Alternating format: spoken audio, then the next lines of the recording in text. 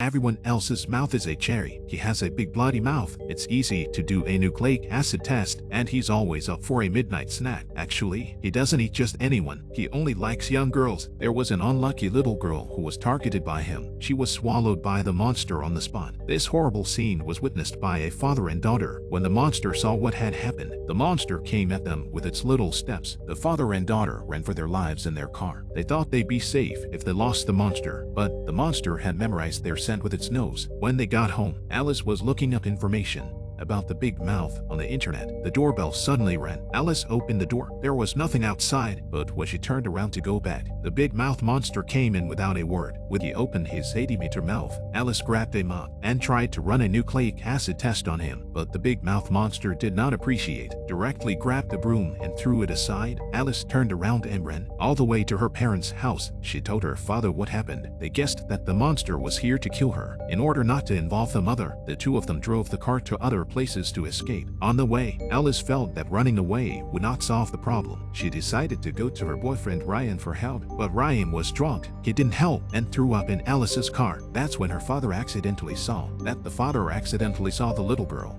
who had been eaten by the big mouth monster this morning. The father and daughter rushed forward to ask what happened, but the little girl couldn't say a word. At this moment, the big mouth monster chased after them. The two of them pulled the girl into the car. They hid in Ryan's villa. Alice settled the drunken Ryan down, turned around, and went to look for her father, but she saw an incredible sight. A big mouth monster swallowed the little girl. The father and daughter were there to see it, and then at night, they saw the swallowed girl again on the side of the road. They took the girl home, but then something strange happened. Her father fell to the ground for some reason. The little girl was talking to her father. When she was discovered, she turned around and ran away, and the father was not breathing. But Alice was so sad that she almost cried out. The father miraculously woke up again. He felt something wrong with his feet. Take off his shoes and look. His big feet turned into small feet. Although things are a bit scary, Alice couldn't help but laugh. The father was in tears. He thought the little girl had made him like this. It's obvious that the little girl is not a good person. Maybe the big mouth monster that ate her was a good person. The father limped out the door. He wanted to find the girl and find out what happened, but he met the big mouth on the way out. Now the father and daughter became more courageous. They asked the monster why he was eating people, but the monster kneeled down. It opened its bloody mouth and asked them to get in order to find out the truth. Alice went in first. When the father saw his daughter disappear, without thinking, he followed her. Then they arrived at a strange space, and the big mouth monster told the truth. It turns out